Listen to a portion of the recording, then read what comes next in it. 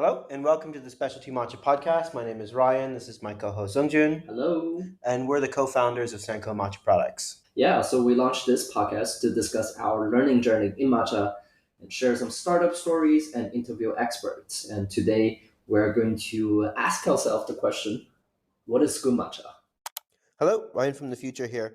We realized our mic was not plugged in halfway through, so you'll notice that the audio quality gets a lot better in the second half of the recording. Sorry about that. Very loaded question. You ask 10 different people in various parts of the industry this question, and you'll get 10 very different answers. And if you're asking someone who's trying to sell you tea, they might give you an answer. If you ask a tea ceremony practitioner, get different framing. If you ask someone who's really deep down the connoisseurship hole, they might have very different perspective, or just some random person that happens to like matcha. What is good matcha? I mean, ultimately, it's what you like. But double clicking into this question, we can rephrase it a little bit, and let's say like, what is high quality matcha? Yeah, how do you define high quality?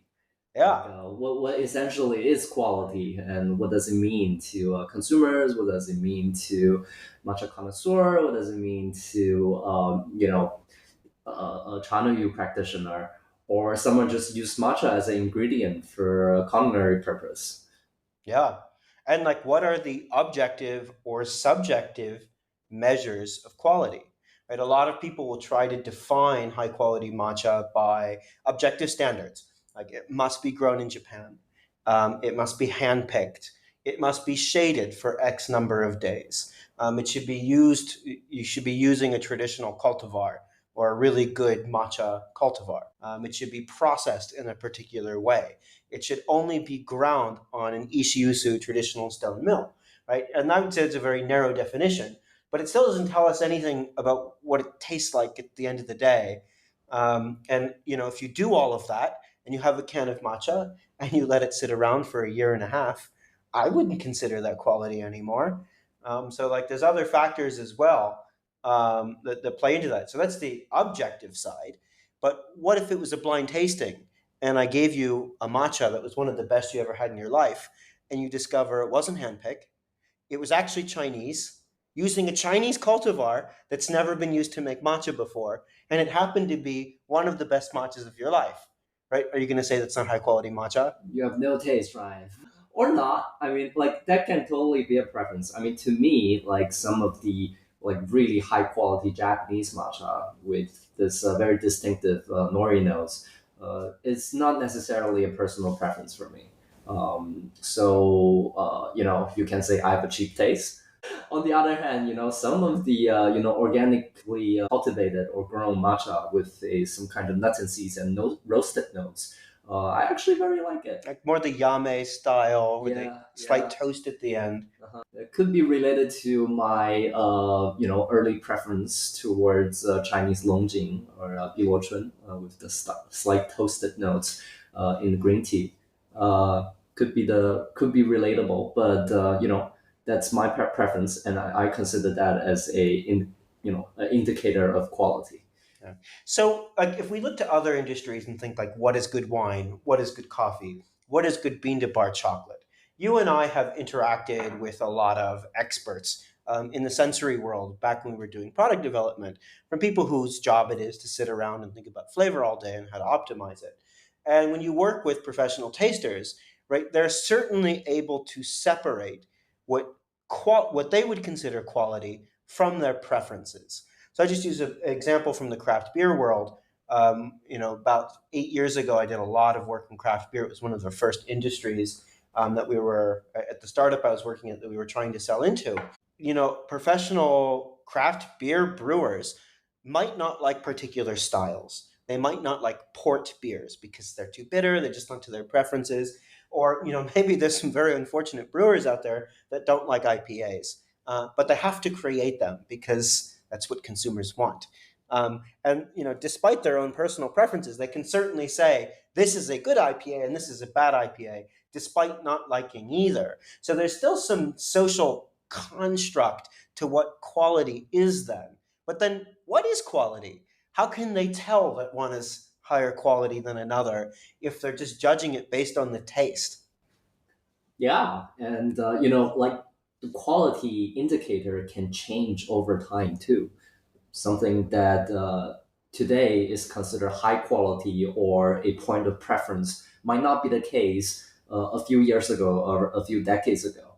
You know, so today some of the really hot, valued Islay Scotch were not necessarily a indicator of high quality, high end product back when whiskey was still created in the early days. There's a flaw, right? Yeah, it's a flaw. Those Like smoky notes. the smoky nose, all of the water being used in the island of Islay are inevitably going to be, at the time, contaminated by peat. That's just everywhere. It's in the earth. It's touching all of the fuel that they use to smoke the malt. So you know, like it was not necessarily considered as a good product, but nowadays people chase after them. They got sold. Some of the older bottles get sold in auctions for very high price, um, and it became the new indicator of high quality. Yeah. But how do you tell when something is high quality? Like, so the goalposts move for sure. But let's say, like, right now, pick anything. I don't know, bean to bar chocolate, coffee, matcha, pu'er tea.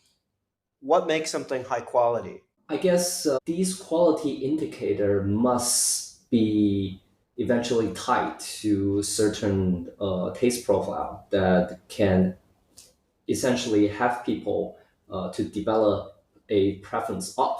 So different processing method, they will in coffee or in chocolate, they will eventually affect the taste profile or the texture. Different fermentation time or with different fermentation vessel for shopuar can affect the flavor profile and you know the texture as well. So all of these what we call quality indicator must, I guess, be tied to certain attributes that can be related or can be detected with one's taste bud. Yeah. So, but even when you have that perception and you say, I'm tasting flavors A, B, C, and D, and because I'm tasting these flavors, I believe that it's high quality. Why do they believe that it's high quality? Well, that's a very interesting question, Ryan. I would say formative experience. It's what they have been taught that something is high quality, that they have the past experience to associate with, that end up having them consider something is high quality. A lot of these quality indicators and what people think is associating with high quality materials are essentially socially construct. They learned it from somewhere, from something, from someone that they end up having the experience to make any conclusions. Yeah, I totally agree. I believe quality is a rather arbitrary social construct that can only be learned in the presence of a community and with other people. And these groups form, develop preferences, are able to learn where certain flavor profile outcomes come from. So, like a good example for that would be like natural process coffee, right? So, there's many things that can go wrong when you natural process a coffee that can lead to some very weird flavors. And when you explore the flavor variation in there, and you start to tie, oh, this lot that was not dried properly ended up tasting really weird and sour and funky, where this lot that was, the humidity was low, they dried them very carefully, and the flavor profile was very clean, very bright, a lot of tropical fruits, a lot of blueberry notes, etc. Right? They started to associate that with high quality, where they could link it back to things that were under somebody's control in the journey of that agricultural product from where it was grown all the way to where it was consumed. And then these groups of people develop preferences and decide what is high in the quality. And I think you have these little communities, and like within matcha, you could argue that they're Japanese preferences. People who have been doing this for generation after generation are the current gatekeepers, because they're in control of the entire process, really, from the tea bush all the way through the cup, or at least through being milled right now, for the most part, with very few exceptions, get to decide what is quality. And they're the most qualified to. They've tasted what the tea tastes like when they steam it for too long. They've tasted what it's like when they pick on a rainy day versus a sunny day. They know what the difference is between 2 weeks of shading and 4 weeks of shading. Right? They've built up the formative experiences and they have the community to then decide, this is what we would consider high or low quality. But I still believe that to be objective. When you're tasting something blind and you've been taught that it's something is high or low quality, it's still arbitrary to some extent. Yeah, yeah. So like some certain flavor profile or point of quality assessment can really be acquired, later through education or through different repeat exposure to the same product. For example, in the very recent natural wine movement we've been seeing going on everywhere in the world. In some of the natural yeast fermentation red, you get this very abrasive, funky, leathery notes that a lot of the traditional wine drinker would consider it as a flaw. But a lot of consumers love. And a lot of consumers love. It's an entire industry of what would be considered flawed wine. Yeah, yeah. Like if you compare, a naturally fermented Courteurie red with a traditional Bordeaux red side by side, both very high quality by their own standard, you can have very polarized preference. One group might consider the other group's preference to be undrinkable. I would really argue that for some quality indicator and for some flavor preference can be really just educated or acquired afterwards. Me as an individual, as a wine drinker, I totally experienced the shift from a traditional wine drinker to a natural wine drinker. I can honestly now enjoy both perfectly. Yeah. Well, and it's interesting because there's now kind of almost a third camp where we just like high quality wines that are well produced, right? We don't care if it's natural, we don't care if it's very traditional, right? Like there's a lot of people. I think Dustin Wilson is his name, the founder of Verve Wine in Tribeca. He's also in the movie Somme, and now has a really great restaurant. At least so I've heard. I haven't been yet. Called One White Street. Very like great wine list and program. Like he sits very much in that camp and does a lot of wine education content. And he's just about how do we find really delicious things. But even by his metric, right? What is high quality wine, whether or not it's natural or traditionally produced? Still, I mean, to some degrees, like who's deciding that? Like what makes certain flavor profiles higher or lower quality still, right? Because you could layer on other intangibles, right? Like people really care about their farm. They take care of it. They're out in the fields every day. Yeah. They're touching every grape. Stories, Ryan. It's stories. Yeah. Anything, honestly, with a story can be a quality indicator. Yeah. Anything quality inflation. Yeah. Anything that's related to time and effort, can be storified. I mean, you could argue that a lot of the more like luxury chocolate products or luxury coffee products, really, it's just vanity, right? It's just these intangibles layered on top. Yeah, but this is really taking a very deconstructive approach to build all of these. But still, there are some quality indicators that are really associated with certain attributes that just cannot be ignored, like processing method, picking dates, cultivars. These are can be storified, but they are also hard attributes that had to be used or will be involved in the production of the product. Like wine has to be produced from grape, otherwise it's not a wine. It will be some other fruit wine. Yeah, fruit. and specifically from Venus vinifera. Yeah. Beer has to be produced from malt, and you can argue that you can use other materials or even some addition of rice nowadays, as we can see in a lot of the beer production.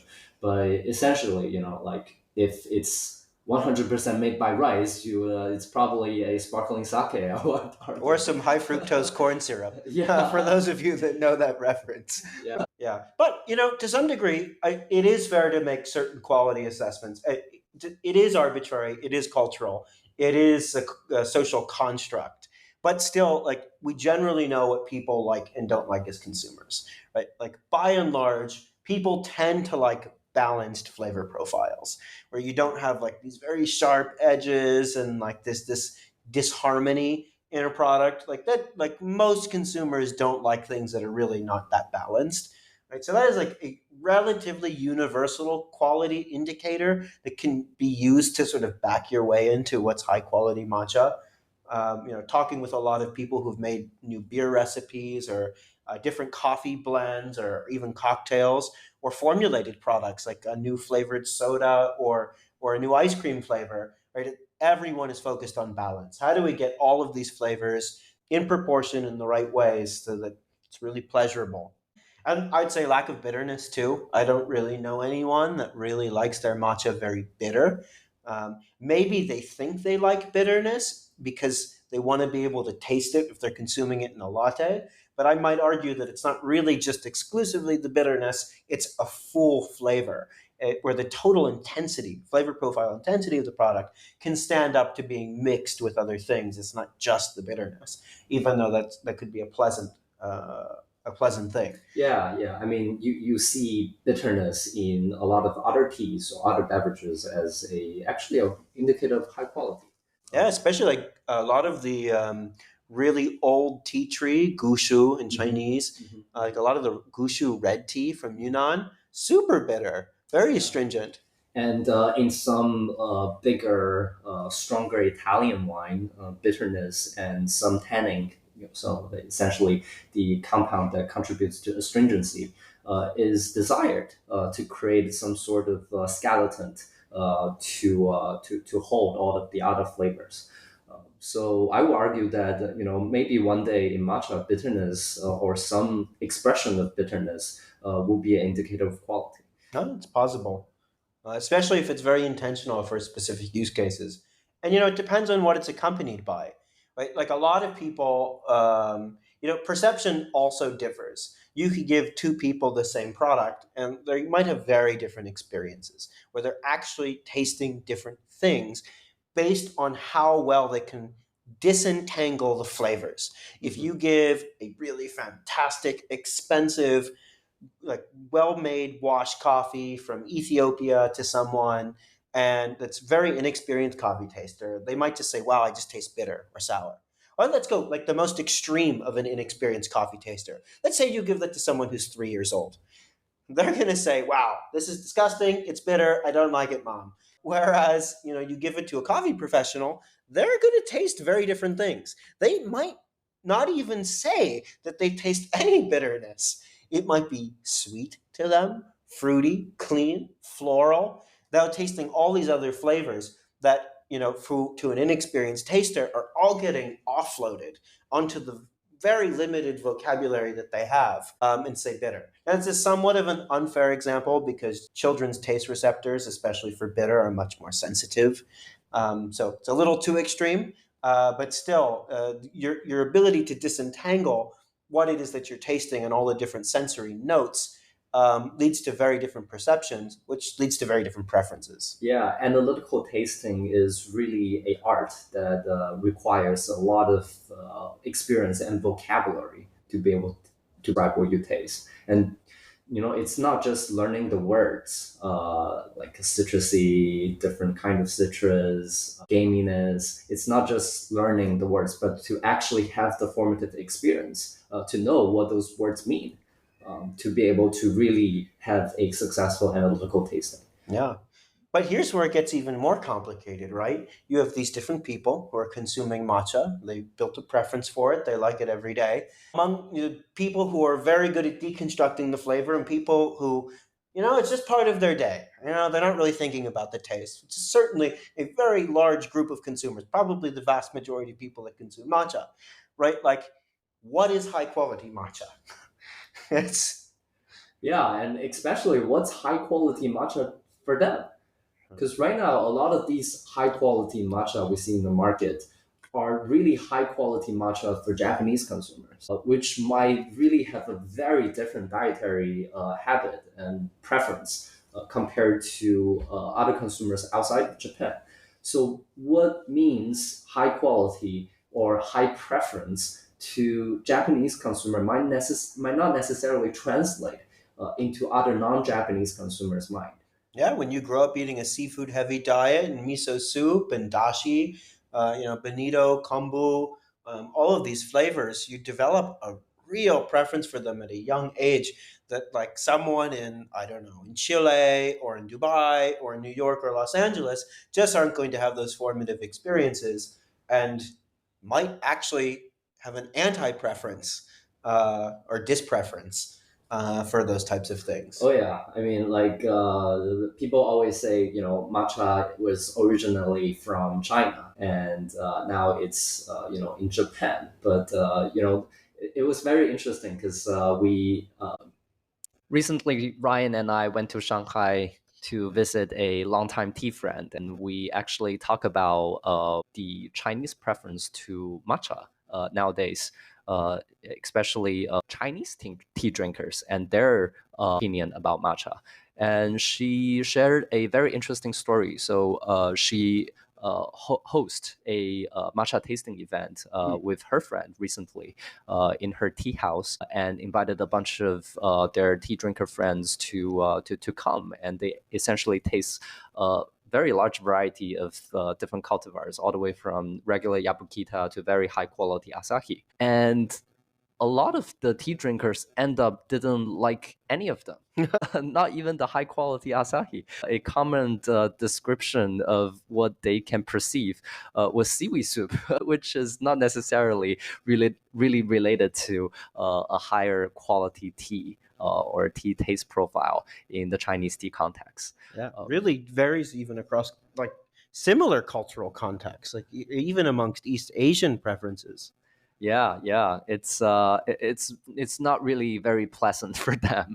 Very unfortunate. And people were trying to recreate Song Dynasty matcha nowadays in a lot of these revivalist movement in China, which they are essentially using baicha, Tea. white tea, to create the experience. And it was based off from a lot of study from manuscripts back in Song Dynasty that actually, no one knows what Song Dynasty mocha tastes like. No one knows what the cultivar is. No one knows what exactly the processing method is. But based on the description of what mocha looked like and tastes like at the time, people found that the closest association is actually white cha, and it's very different from nowadays Japanese matcha.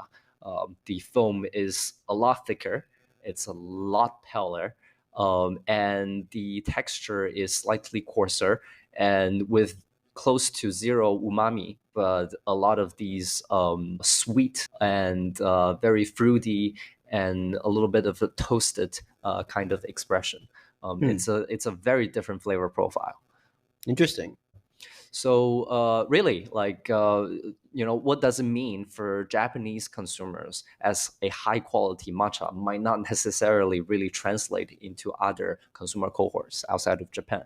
Yeah, agreed. So, the entire discussion so far has very much been on flavor profiles, experiences that consumers have when they consume something, whether or not it's blinded, unblinded, in a latte, prepared at home. But what if we put quality a little bit differently in the eyes of a producer? What is high or low quality matcha as a product? Because all matcha exists in the form of a product. You have different blends from all the older traditional matcha companies like Iporo. You have newer matcha companies that are coming out with different blends, whether it be like Oika, Kettle, Johnny Matcha, or they have different blends. They also have single cultivar products. And then you also have more commodity products that generally they're the type of things that you could find on Amazon or your local grocery store. What does quality mean at the product level versus at the sensory level, or what's inside, like the actual tea that's making it up? That's a very interesting question. To what degree you can separate the quality indicator for the manufacturer or the company that produce matcha in different production segments, whether or not it's farmer, whether or not it's blender, whether or not it's retailer, to what degree you can separate their quality indicator from consumers' quality indicator. I mean, like these products eventually need to be purchased by consumer. Means a successful product for the retailer, for the manufacturers, is ultimately if these products are liked by consumers. So I'm curious about your answer, Ryan. But I would argue that the quality indicator of these manufacturer should be looking for needs to be aligned with consumer as well. Yeah. Well, I mean, we've been talking about this a lot because, we're thinking about sourcing tencha and creating our own blends and creating our own product. And, consistency is usually the biggest one. Tea is an agricultural product, year to year, season to season, right? You're going to have variables that are outside the farm control.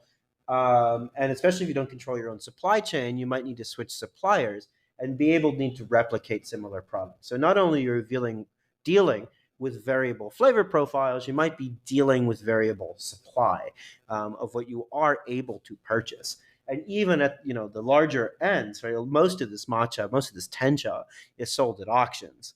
Right, these large tea companies that are creating these blends might not even have consistent supply year to year because someone was able to pick up those lots from that were produced by the producer they used last year, at least for part of their blend. Yeah, I guess it really depends on, or it really will be defined by what matcha eventually will be, or how do consumer really view matcha as.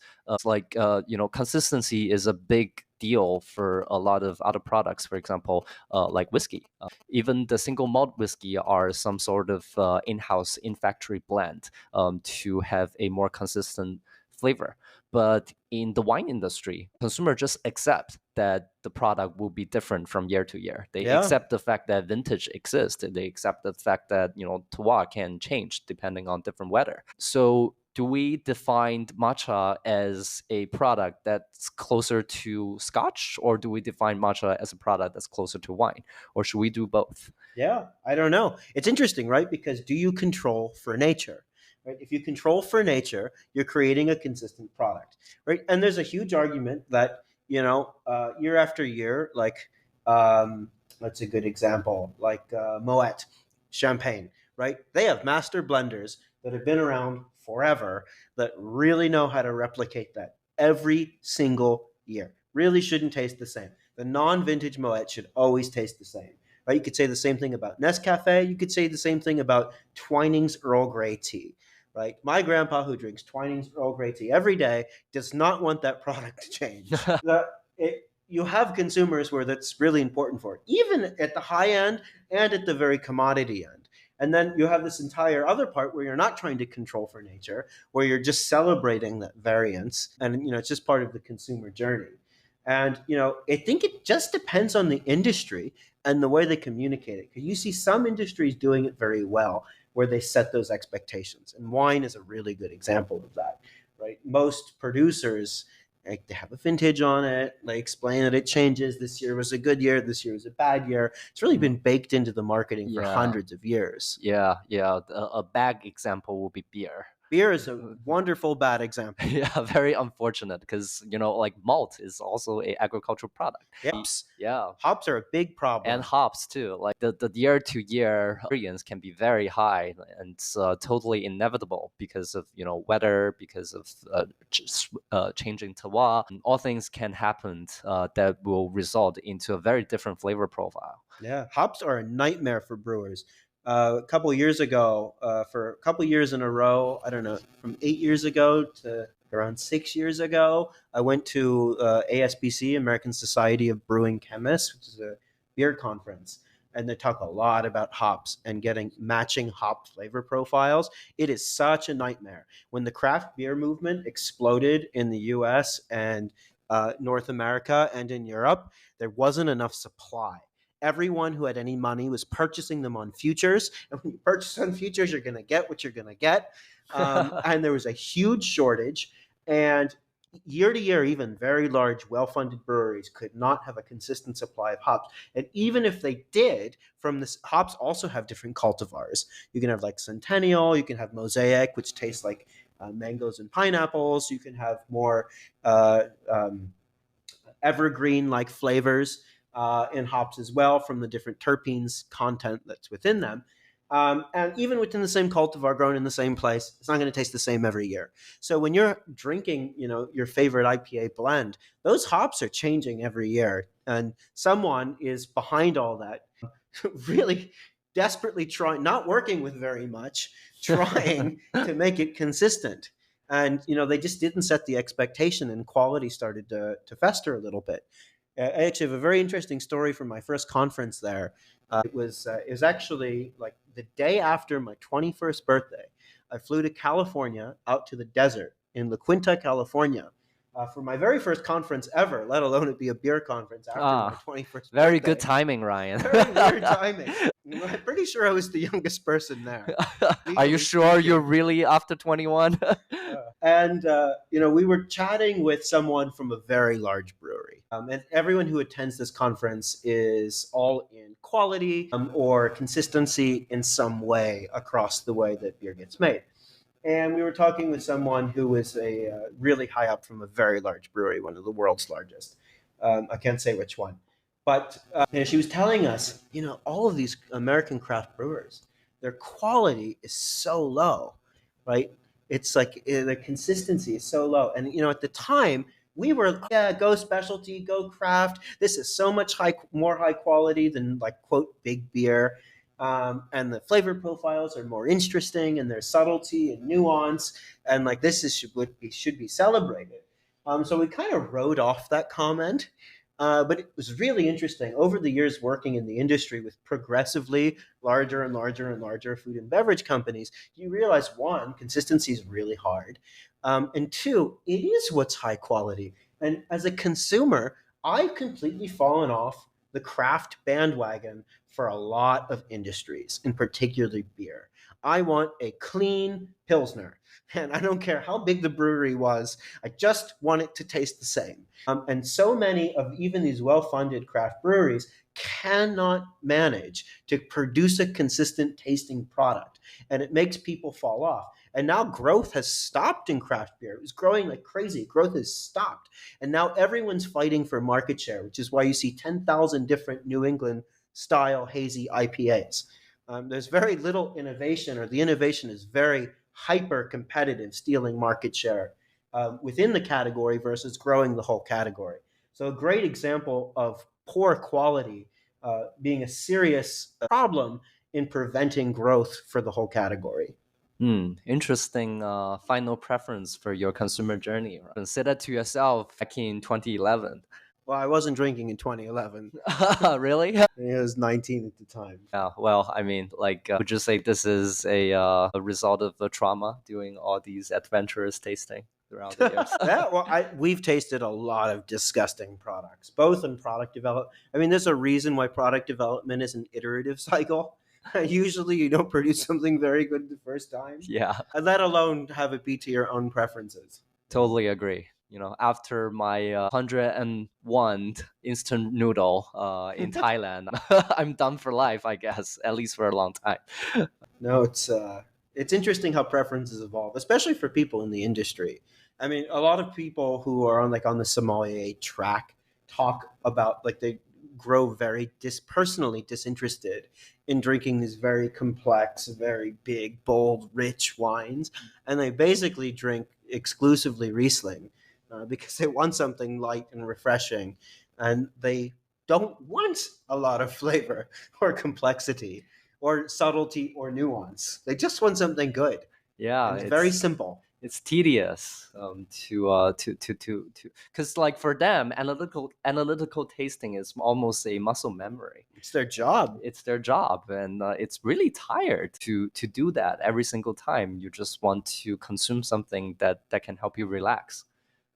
The ability to turn on and off your critical lens and tasting when you're in the industry or when you do this a lot or you're really trying to like cultivate your preferences for your new matcha hobby is so important. Like I need to be able to just sit down and enjoy a cup of Nescafe because that's all that's available to me right now, and it's still coffee and it still feels good, or a normal bag of tea, like a tea bag, as compared to some really crazy high in the sky specialty product. Like turning that on and off, it just makes you a better human being. And it's hard actually, not just in the food and beverage world, but I have a musician friend who is a composer. She writes classical music mostly, and after years of studying how to write music, listening to music has forever changed for her.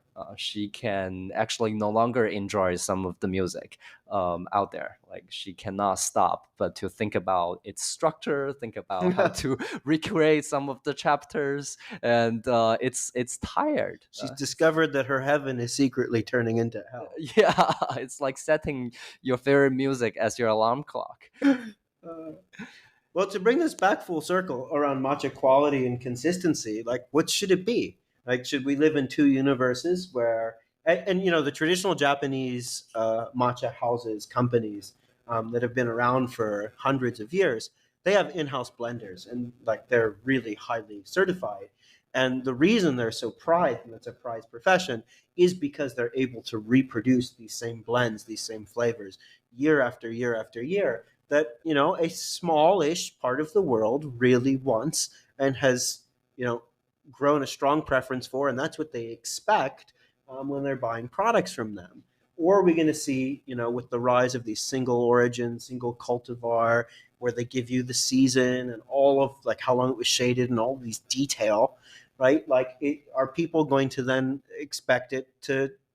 Will they be okay accepting that it's not going to always taste the same? Yeah, yeah. I think there is a lot to learn for our consumer, matcha consumer or a matcha manufacturer from all the other beverage categories like beer and wine and coffee.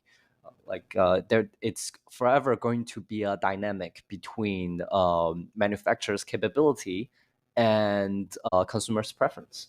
Yeah. So I think that there's a lot of things can be done to actually be able to catch both ends of these consumer segments. People who want consistently high quality matcha, or people who expect to have variance from year to year, but still looking for things that they think is good quality, things that they think that they would like. So I think like there are ways to be able to suffice the demands from both ends. Yeah.